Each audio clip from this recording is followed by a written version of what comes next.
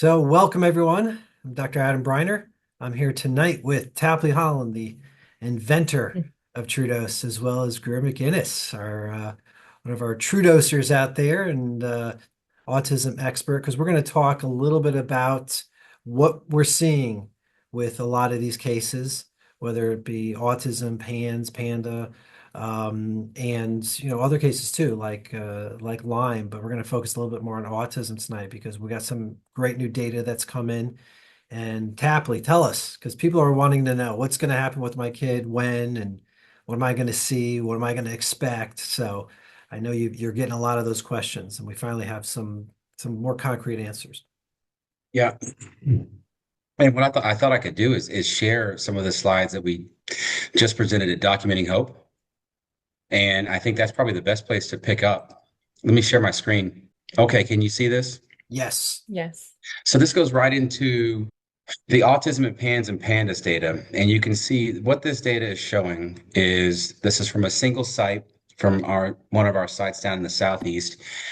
And I believe this is from 26 patients. You can see these are the age ranges, ATEC scores pre and post TruDOSE treatment.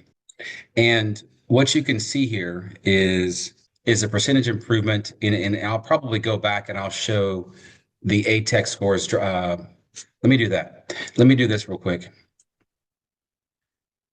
Apologies. All right. Well, and just for everyone out there, why don't we define what ATEC is?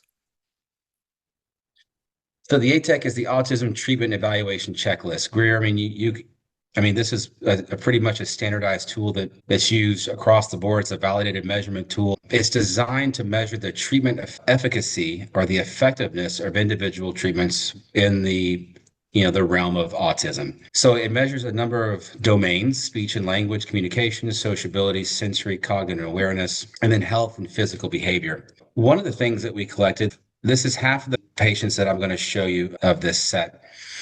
One of the things we collected was the percent of the individual, child's life that has been treated with, various therapies. And you can see that these parents have spent close to 70% of their life treating their kids with various things. And what you're seeing here is the pre-ATEC score and post-ATEC score after TruDOSE treatments. And you can see the number of treatments over here in this column. And what you can see is the reduction in the ATEC score after one treatment, after three treatments, five, and obviously the overall improvement. What we saw is that, the more treatments that you do, the consistency of the therapy as far as your improvements getting better and better. Because everybody wants to know, what can I expect? Well, there you go. The more treatments you do, obviously the better you can get. If you look at that over the domains, just breaking out the domains, whoops, sorry, that 51%, 50%, and everybody wants to know speech and language. And this is the earlier data set of half the patients. And there seemed to be a suggestion that, again, the more treatments you do, the consistency of the speech coming back. This is that same data set. Now let's include 14 more patients. And the overall percentage improvement, one treatment, two treatments, three treatments. This axis down here is incorrect. Excel spreadsheet messed me up. But you can see the more treatments you do, the better you get. So, And so, you so part of the question, like some people say, well, what if I only do one, or what if is it only going to take four treatments, right? So I'm sure you're hearing this too, Gray, right? Yeah, people, when you're looking at any type of autism interventions, it's not sometimes just like a one-time deal, no different than if it's a one-time supplement intervention. So sometimes there will be a couple interventions, especially depending on the child and how much inflammation and what's actually going on inside their body.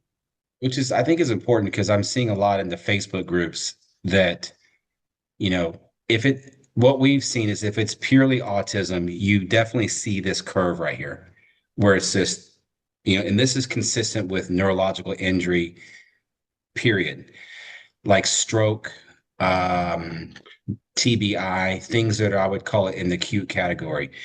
But things that are more metabolic in nature, I'll get to that in a minute because those are more kind of PANS and PANDAS. And I think one of the things I'm seeing is parents but they may be thinking that their child has autism, but the more they do the treatments, they see this kind of regression at about the second or third treatment. And that's not autism, because you can see right there, autism will continually get better.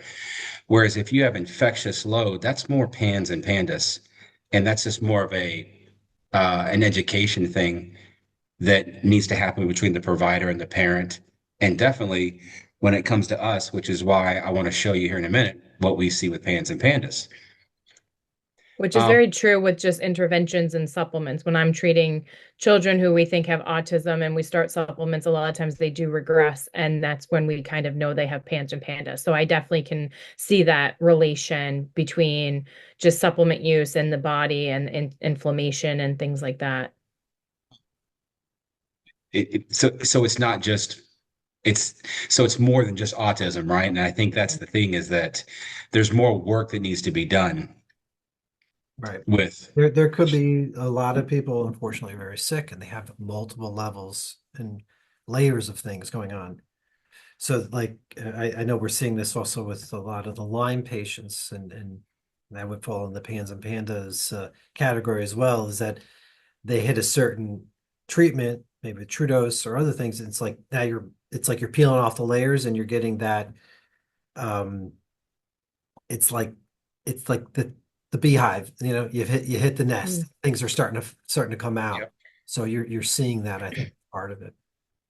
I think this is interesting that from this data set, the percent of the improvement, it doesn't matter um, your as far as your age. And I know that's always a concern, that my child is older, it's not worth doing this, or, will there be improvement? And that's not the case. I think that obviously the younger that you can get it done, the better. But age is not going to be a factor. And the graph I'm getting ready to show you as far as speech, I showed you the earlier data set. Now that there's more pieces of data that are in this set, and this is not all the autism kids, this is just one data set that I'm showing just from one site to keep kind of like the data kind of clean, if you will. But you can see here that there's some improvement in speech early on, but once you get that third treatment and beyond, speech is really coming back. Speech is really coming back. And like you were asking earlier, well, okay, well, what significant gains or what can I expect after one treatment, as a parent? And I think if you look into this, if I was to say, what could one confidently say looking at this data set to say there's more than enough gains to say, okay, that's significant, it would be in these types of issues that you deal with. We see a dramatic improvement in these issues with these kids after a single treatment. I'm definitely seeing getting feedback from parents that is a thing. And Greer, I'm sure you've seen that too. Even the Yeah. people's guts, right? You deal with Yeah. patients with Yeah. Even with my own son, I think after our first session, I think I messaged you because his stimming stopped. He had started stimming again, and out of, when we did TruDOSE after the first, like that was one of the first things that I noticed, is that his stimming had completely stopped. And I thought that was pretty incredible. I definitely saw improvements, and his reading teacher had seen improvements in his reading comprehension. And I can definitely attest for, we've done 3 sessions so far. I didn't see a tremendous amount after the second session, but then after the third session, we've definitely seen another bump up again with reading comprehension and understanding and, things like that. So I can definitely see where the research data does kind of follow that trend. And I think it kind of flows with the system of inflammation and what I would call rebalancing the system and giving that, a big push in that right direction. It's going to be an uncommon experience to not see any improvement. Now, there may be varying degrees of improvement on that first treatment, but it's not a likelihood that you're not going to see anything. So Or it could be so small, like one of those patients there, it's like a 10, well, actually you saw like a negative percentage where they Oh, felt, that was in the speech. yeah, right. So that Other some things people have improved. regression, right? Other things improve. Yeah. Or Other it's things or improved. it's a subtle thing. I think that's also important is that there could be other issues going on, right? That TruDOSE is not saying, even though you're hitting the right dose for autism, it's still your platelets, your body's healing, and it could be healing some other things Right. under the surface. So we don't know yet. Mm. Even after the first treatment, occasionally you may just see some subtle things improve, or Which what is perceived as not improving, but other things are improving. which is which is which is just that. It's going to handle things. You'll see improvements in other domains, more often, and speech is going to come right around the corner once a lot of things have been tackled. All right, pans and pandas. Now, this is again from the same site. Again, just to keep this is for the presentation to kind of keep this data set clean. And again, the ages range from little kids all the way to, young adults. What you see right here is that this follows the same type of trend that we see with Lyme patients, infectious load, where you see this great improvement after the first treatment. And you almost see this regression, but it's not really regression. It's not it. What it is if you were to measure the blood when you're seeing this, I'll call it regression. There's no outward signs of improvement, let's say neurologically, they're going to be really self-evident, like walking better, communicating better, things that are really noticeable. These are so you're not going to really report anything that's improving. If you were to measure the blood, there's a lot of things improving right here. And we see that with Lyme patients. We see that with other types of neurological conditions that are related to metabolic things. So I'm just bringing this up because for the moms and the dads and the Facebook groups, or just out there wherever you are, if you do see a regression after treatments 2 or 3, then there is an underlying infectious issue that you've now uncovered. So you have to take that as a sign of a good thing. And whether your child was diagnosed with autism or not diagnosed with PANS and PANDAS, this seems to be a consistent curve that overlaps, again, infectious diseases. And it's a good thing. You've uncovered a pathogen parasite, Lyme, Epstein-Barr problem that you can now deal with. And then after the second treatment, then you see this upward curve again, which is, again, exactly what you see with Lyme patients. And if you keep following this curve out, you'll just keep seeing continual improvement. Right. So that could obviously giving us information to look deeper, like you just said, and also maybe roll in some other therapeutic options to enhance what they're going to get from their TruDOSE.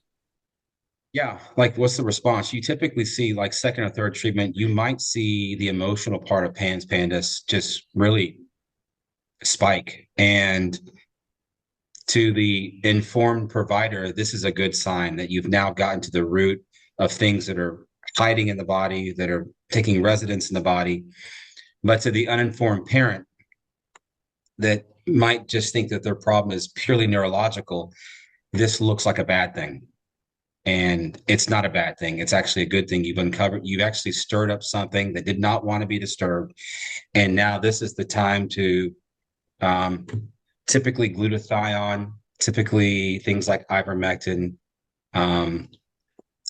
B12 vitamins, and other things to help keep the body moving and getting things out are typically the remedy and the recipe when you start seeing this. Oh, and also another thing is that this is typically a case where these kids are on so many types of supplements and medications, and rightfully so. And when you see things like this happen, it's also a case where the provider needs to work closely with you because you might need to take yourself off stuff. And your body's saying, hey, listen, I know I needed this supplement or this medication to help me fight or help me supplement what I didn't need or have before, but I don't need it anymore. So it's the second you take them off that supplement or that medication, they'll start improving. Yeah. Everything, is needed at the right dosing. Even if it's a good supplement or, a good herbal, they may not need it anymore. It's, we're not meant to exist on 100 different supplements. So sometimes it becomes too much for the body. And it's just these are just things that, again, parents are really informed, but sometimes you can have too much information to where you don't know what you're dealing with. Yeah. So the questionnaire we made up for the PANS and PANDAS, we kind of overlap. There is no PANS and PANDAS questionnaire that exists. So we created a questionnaire that followed a similar format to the ATEC autism score, and we modeled it after Nancy O'Hara's book, Demystifying PANS and PANDAS, and a lot of the other PANS and PANDAS websites that are publicly available, and just divided these into domains and asked the questions just like this, which are things that are important, things that are diminished. And here it is. This is what you can see improvement from TruDOSE. And right. And that's after, I guess, what you were showing, the number of treatments that you showed in that particular clinical trial or clinical data sets. Right. I mean, what do you think, Greer? I agree.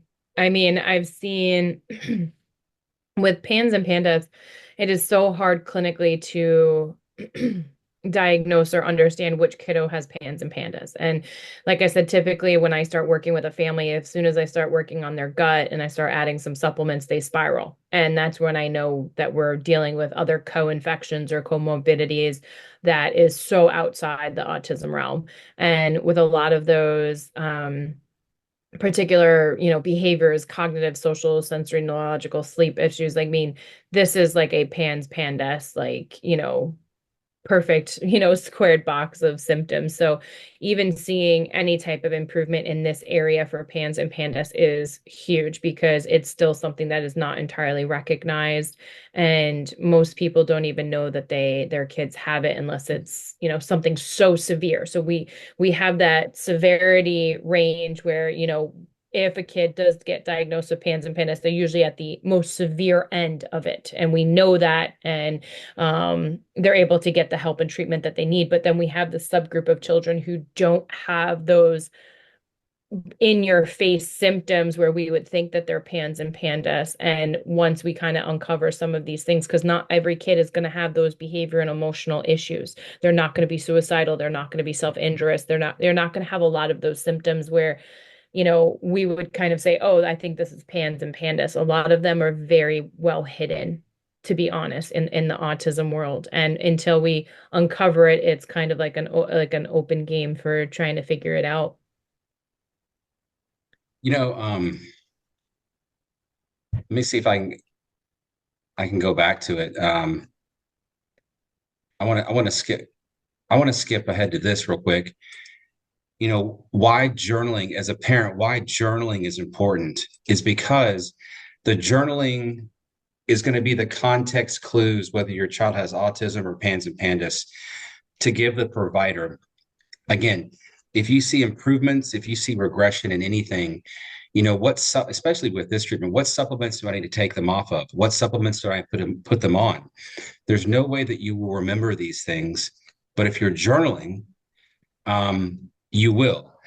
There might be medications. And here's the other thing. What modality do you need to use, on top, in support of this afterwards, which is, I'll come to that in a second. And the reason I bring up journaling and I know that measurement scales are great, because that gives you the objective data. But I think the most powerful part of journaling, and I would say TruDOSE, that does not get captured unless you journal it, is I'm showing examples right here. Here's one of the providers. This is from the data set I just showed you. And this is an example of the meticulous journaling notes that she gets from patients, and she documents this stuff down. And so all the orange that you see are all improvements that we've highlighted in here. And we had these out on display at Documenting Hope for parents to see, why the importance of journaling. So let's take a kid who's autism, 4 years old, and we can measure his ATEC scores. But really, what is the quality of life kind of impact? Does the ATEC kind of improvement really tell the story of what's changed? Well, if you journal, you can see a date. I don't have to read this to everybody, but he started using his fingertips. There's fine motor coming back. His mood started getting back in his sleep, which is huge, right? Being aware of his surroundings, focusing on more pictures, and it's looking like he's reading books. He's becoming more affectionate. He's now playing with toys he's never really paid attention to in a long time. I mean, how do you capture these things in a measurement scale? He has been walking more flat-footed or standing flat-footed when preoccupied, which that's great because there's a lot of things to be said about that comment right there. He's having better bowel movements, to be able to sit at the barbershop and get his hair cut, or to do normal kind of things without having a fuss, is quality of life for the parents. He's obviously trying to articulate things, at day 21. Here's the one thing is when you start to see third parties recognize improvements, like the teacher, the caregiver, the friend down the street. Something has changed, but they don't know that you've done a treatment. In this case, his teacher is saying, hey, he's noticing the fact that he needs to go to the bathroom. Can you take me to the bathroom? And in the mom's eyes, a big development happened, a couple of days later, where he's able to basically, fine motor, coordination, balance, neurological things improving.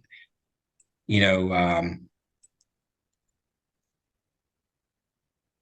this was the final comment from the mom at the end of her kind of journal notes.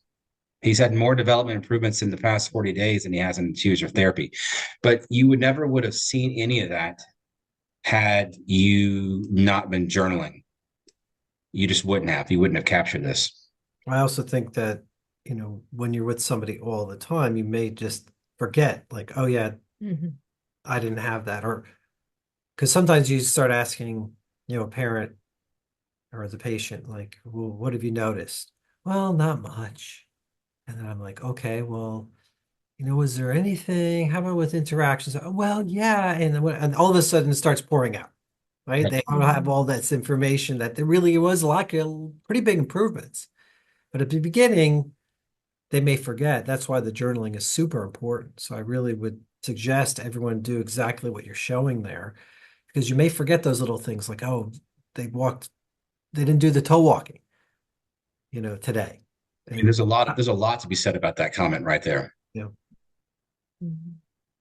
That's a big thing in the autism world, is tiptoe walking and toe walking. And it's interesting because every single parent that comes to me with something like that, it's always, well, I think they have heavy metals. Oh, I think they have candida. Like we speculate so much of what it could potentially be. And a lot of times it's just neural inflammation.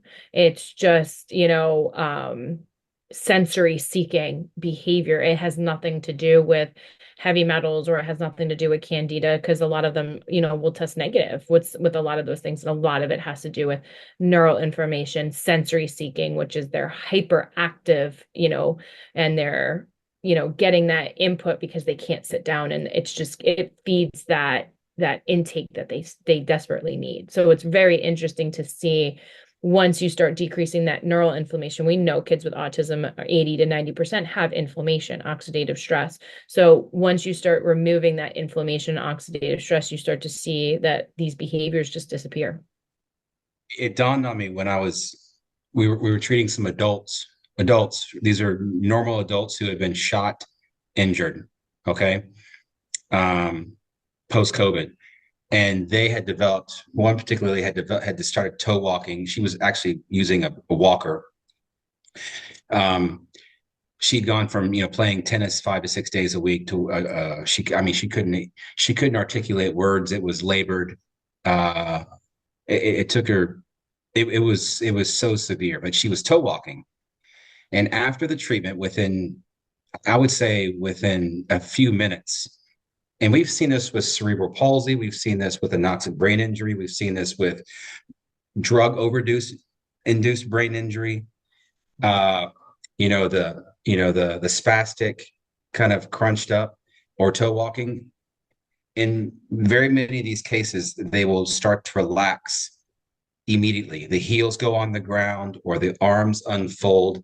And it kind of hit me right there that, like you just said, it has nothing to do with mold or candida or heavy metals. It has everything to do with the body's neurological fight or flight response. And that, in that if they're still spastic and they're still tight, especially toe walking, that there is still something in a cellular stress response that you still haven't gotten to the core of yet. Yeah, I think if you're seeing it that quickly, it's probably exactly what you're referring to.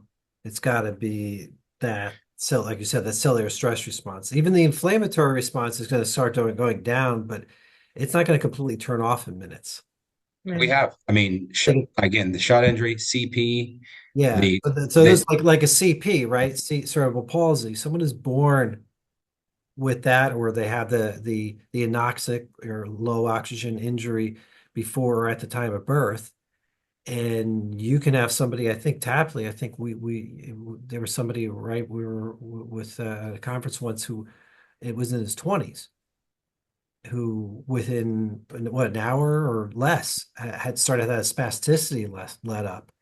So that there obviously had to be an inflammatory cascade that never resolved for over 20 years, started just switching, and maybe that beginning of that release let the neurologic system go from that fight or flight, as you're saying, to the relax, rest, and digest, and everything just started opening up. But that only makes sense. It's a very, neurologic response. I think you're bringing up a good point, and that the whole point is, I think we're doing this call is to kind of maybe is to is to educate that is it PANS, is it autism, Right. is it like you're saying, is it heavy metals? Well, a lot of times it's not, because they're testing negative for it. So it's just kind of knowing what it is. Or there could be other things like candida, like mold, like metals that started that downward Mhm. spiral or fed the flames of the inflation. But Well, it's I not agree but with it's that. not the end all and be all. In other words, you do have to address, Right. but it may not be the thing that has to be worked on or is going to be the last bit. So you can get the metals out, you can lower the mold, you can do all those things, but their brain is still locked in that state of Hmm. just it's not letting go. It's like Yeah. PTSD. It's still remembering that I had that mold exposure and I just won't let go. And Well, then once you damage those areas of the brain, with mold, heavy metals, candida, whatever, you have to then repair. And right, that's part of the problem with a lot of, areas of practitioners, is that we can remove. The problem is we never really repair as much as we should be. And that's where, people say, oh, I detox, I've done gut work, and it's still not working. It's because that cellular inflammation just didn't get repaired where that damage was. So when you have those heavy metals sitting in the brain, that's where they're sitting, and there's a gaping hole now once you removed it, and they can't repair. So I definitely can see where things like TruDOSE can, lower that inflammation and start that repairing process, which many things that we don't have that ability to do with supplements. right. This is probably the most, and this topic right here is probably the most important topic that I kind of talked about at the Documenting Health conference, because I'm seeing this a lot, again, in the Facebook chat rooms. Oops. How do I do this? And what I was talking about, what this means is, okay, you're getting TruDOSE and there's hyperbaric and there's EBU and there's ozone, there's IV nutrition, there's supplements. There's a lot of things out there that work, but when do you use them and what do you use? And, you know, this is what we've learned. And this term right here, where this in this graph, this right here, this ball is previous in the talk. This is one of your cells, and it's red because it's in the cell danger response, meaning that it's something's happened to it, which means that something's happened to every one of your cells in your body, and they're in this response to where they need something. They need something at the cellular level to help them get out of the response. It's as simple as that. And I brought this graph out to kind of show parents that with whatever they're doing, even if it's not TruDOSE, to keep their focus very simple when it comes to treating their child. And well, what do you mean? Well, if your child is up here in the red, meaning that they are dysfunctional, they definitely have parasite load, things aren't moving, meaning the bowels, and they're not having bowel movements, and there's a lot of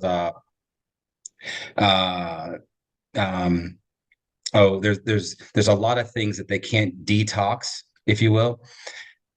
Their cells are low on energy, low in mitochondria, because their cells will throw energy out in the bloodstream on purpose.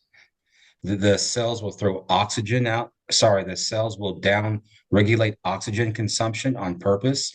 So when your cells go into this mode of danger response, they'll throw ATP in the bloodstream.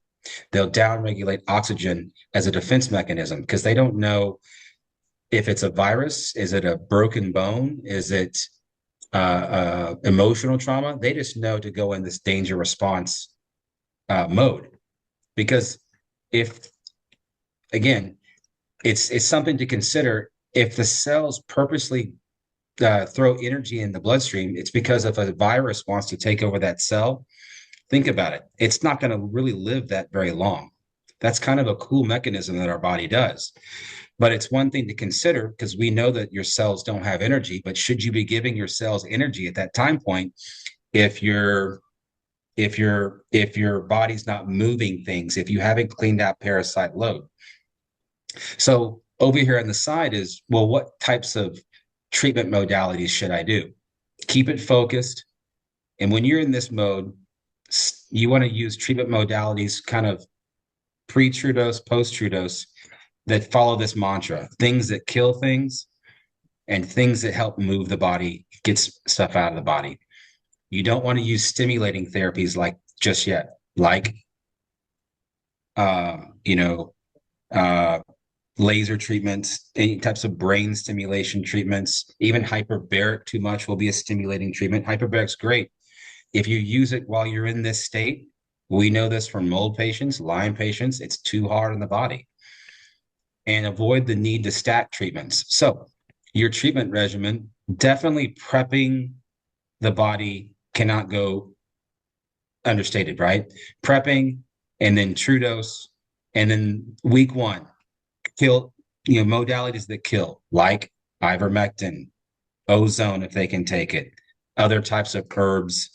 You got to replenish the cell energy, and things that move stuff out of the body. Epsom salt bath, other types of whatever the provider recommends. Notice, I know that lymphatic massages move stuff out of the body, but that's too hard on the body at this point. So, 1 week kill, 1 week move, 1 week kill, 1 week move, and just keep the modality very the same. Again, the body responds to stress, but you have to alternate stresses. And if you use this kind of mentality, it kind of keeps you focused. And so you're not doing 1 week IVIG, the next week hyperbaric, the next week infrared sauna, the next week detoxing heavy metals. And you're doing a lot of stuff that's good, but you might not be getting your kid or your child exponentially better, if that makes sense. Yeah, I think each case, we have to take individually, but we're always looking about making sure the body can get stuff out, right? So you can, just as a nice analogy, you can keep pushing stuff down the toilet, but if it's clogged, you're in trouble. Right. So we have to make sure you can clear, make sure the emunctories are open. You know, the lymphatics are important, but is the gut open? You know, what other things, you know, the bowels, are they pooping? Right? Just basic stuff like that. Like that's really important. As your child gets better or as you get better, then keep the same mantra, but just increase the frequency or the intensity of the treatment. Now, instead of going from ozone 1 week, now move up to upgrade to Ebu. And instead of doing Epsom salt bath, maybe it's time to move towards something that's more intense, like IV sauna, the infrared sauna. Um, Again, it's just you know, keeping that same kind of mantra, but you're just maybe increasing it, what you're doing, or maybe changing the intensity of what you're doing, um, until you get down here to the green, where now things are moving. Now the parasite load is minimized. Now you're ready. Now your body's ready for the neurological part to be stimulated. This is the time when you definitely hit it with things that can stimulate, hyperbarics, all types of, Dr. Briner's got all types of modalities for brain stimulation, but this is the time to do it. And then you can, and the graph down here is wider because you can alternate this week do this brain therapy, move stuff out. The next week do stimulation brain therapy number 2. The third week, do stimulation like hyperbaric. So now your body's in a mode to where you can alternate things because it'll respond. But before, when you're up in the red, it's just simply too hard on the body. Absolutely. I think you got to work with the body where the person's at. You know, there are great therapies out there, but we have to know when to use them. I think that's the art, part of the art of medicine, right? Well, you know what? I didn't talk about stem cells. Whoops. Oh yeah. Greer, Okay. why don't you tell us what you've heard about some people you know, in the autism world using certain types of stem cells. There are different types of stem cells out there Yeah. and So, and such from what you yeah, I heard. mean, so what the stem cells has been big in, unfortunately, you cannot really get it in the United States. So many people are going outside of the country to get them. And, you know, it's extremely expensive. I mean, it is just something that, and there's no guarantee, for something. And, I question a lot of where a lot of the stem cells are coming from. Are they coming, what is the background of that, the stem cells that they're using? Are they safe? We know that there can be a chance of um negative reactions, tumor growth, things like that. And those things need to be taken into consideration as well. We have seen, improvements in certain kiddos and, which is great. And then others we've seen zero, so when I hear a family who's spent thousands, to do stem cells and they've saw zero improvements. I think that's very gut-wrenching for a parent that has spent so much money hoping that they were going to see some type of improvements. But then when you hear and you see TruDOSE that at least you're going to see something after one dose, and it's not even like a quarter of the price, which is amazing for families. I think for me, it's kind of like a no-brainer where I would rather try to TruDOSE first and see how, your child handles it. And I think a lot of it has to do, like what we talked about, is the body ready? Is the body ready for, that ability? Because for some kids, they could do, they do stem cells first and they haven't worked on the gut. They haven't tried to detox, and the body is just going to try to decrease whatever high inflammation is in the system, and it might not go to the brain. So, I think the most people that I've seen have any improvements have done all that legwork, ahead of time to see the positive, some positive impact. But yeah, it's one of those things that I'm hoping, we'll get a little bit more grounding in research. But I think the stem cells itself makes me, especially when it's not in the United States and there's no, and no one's really monitoring and where it's coming from. I think that's something that's, should be taken into consideration. Well, and thank goodness for stem cells, right? Because at Yeah. least it's been the one thing that's it's been at our disposal. Yeah. But there's actually a reason, there's actually a logical and a physiological reason as to why there's mixed reports. There's actually reasons why they don't work for this parent that you said spent thousands of dollars, or a parent that spent thousands of dollars. There's reasons why, and I'm getting ready to show you. Tell me when you can see this screen. Here's why. It's because your cells are operating the 12 organs, right? At the base level, these things are what make our body go. The cells in our body operate the 12 organs, and they're in happy times, like me, you, and Dr. Briner right now, they're communicating with one another, coordinating activities of the body. But when the cells enter a cell danger response, and if this is a parent listening to this, this is a term that you really need to familiarize yourself with: cell danger response. Because what the cell danger response is that anything that happens to the body, whether you get punched in the arm, a virus enters your body, a broken bone, emotional trauma, the cells in our body, they're like an elementary school. They don't know when, a code black and there's a threat that comes in the door. They say code black. The teachers just know to go one mode: turn the lights off, lock the doors, put all the kids behind no windows so nobody can see, and get everybody in the desk, right? And that's exactly what our cells do. They go into an individual mode of survival until they know that the coast is clear. And what they do is that they throw out energy into the bloodstream. They also throw out a status report into the bloodstream because they don't know how long they're going to be there. They throw energy out there. If you think about it, why? Because what is a virus going to want to do? It's going to want to look for energy. What is, and look for an energy source to take over. So our cell's natural response is to say, okay, I'm going to throw energy out there and try to survive as long as I can. Because if you come inside my cell wall, you're not going to live very long. It's kind of a cool response. The other thing that our cells do is that they, whoops. Oh, it's over here it's over there. I saw it in this other part of the graphic. The other part of this, what the cells do is they downregulate oxygen, and then they throw energy in the bloodstream. And then if you think about it, bacterias, they need aerobic bacterias need oxygen. So our cells go into a mode to where they are uninviting. And if they do come inside them, that they're not going to live very long. So everybody has to understand that the cell danger response is our body's, it's a great innate intelligent response.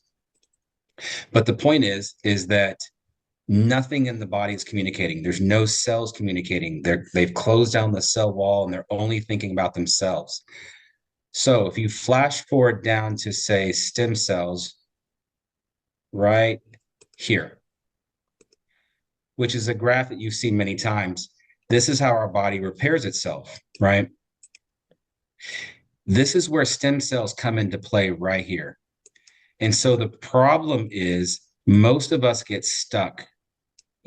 Like if we break a bone, our body's going to go through step one and make sure things are satisfied at the cell level. And once they're satisfied, it'll go on to step two.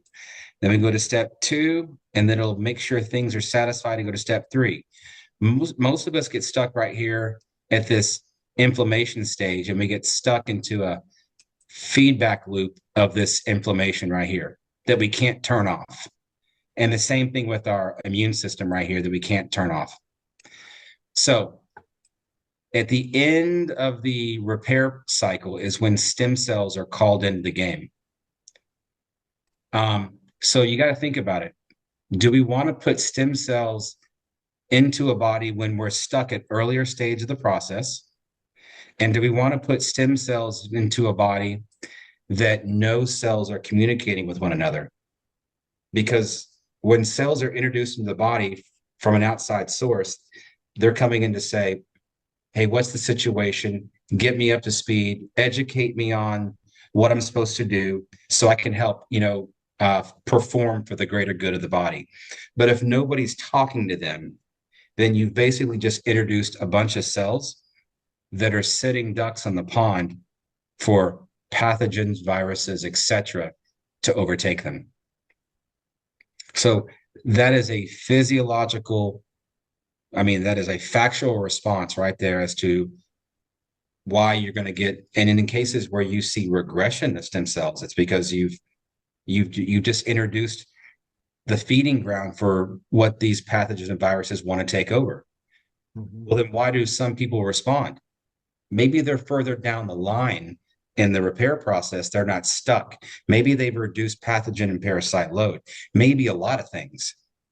But I'm just giving you, a physiological reason that how our body operates, and it's simply stem cells work. Many times they're not given at the right time.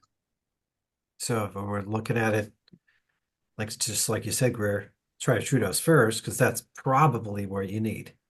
And Yeah. then certain types of stem cells. Now, like that's a whole other discussion, like what kind of stem cells, where they're from, what are they targeting, but that totally makes sense. You don't want to, put something for a good growth media for all the bacteria and viruses and everything else to like Mm. on. That's kind of what you're saying, Tapley, right? We don't want to add to their food and fuel. That's right. You know, but there's nobody who supports stem cells more than me, but there's also reasons as to why it didn't make sense to give it to my child when I was going through this same journey as an autism dad. There were certain things that it did make sense to me, and the graph I just showed you perfectly illustrates that right there. Whereas the platelets, they're going to downregulate all that inflammation. They're going to have all those different viral and bacterial killing weapons. They're going to wipe a lot of the things off the plate to make the environment great for the stem cells. So now, if you did have the means, then that would be the perfect scenario to do TruDOSE a few times to where you've calmed down the cell danger response. And if needed, let's say if you're older, where you need stem cells to be added, or many cells have been removed out of the population, that's the perfect scenario on the back end to go get stem cells. Mm. Right. Mm. What else? What other things have you been getting questions on, Greer, Tapley, that we maybe not have addressed? I think you did. I think you addressed pretty much every question that, a family has, asked me about TruDOSE. And I think this clarifies a lot of when we should do it, how, the potential amount that's going to be needed, and what, that you can still use this plus other things in your arsenal. And I think you explained everything. Those were my questions when I first started, because it was something, I heard you speak at the autism health summit, and I remember speaking to you, and like the next week I was at Dr. Briner's, and you were like, well, you're fast. I said, I don't mess around, because what you explained and how you explained it in your presentation was exactly what I felt was right. And sometimes, I explain to my families, if it feels right, it's right. And you're as the parent, I knew in my heart and I could feel that this was the right thing for us. And I'm really happy that we did this. Great. Tapley, thank you so much, and thank you, Greer, for joining, because I think we covered a lot of really a lot of ground, actually.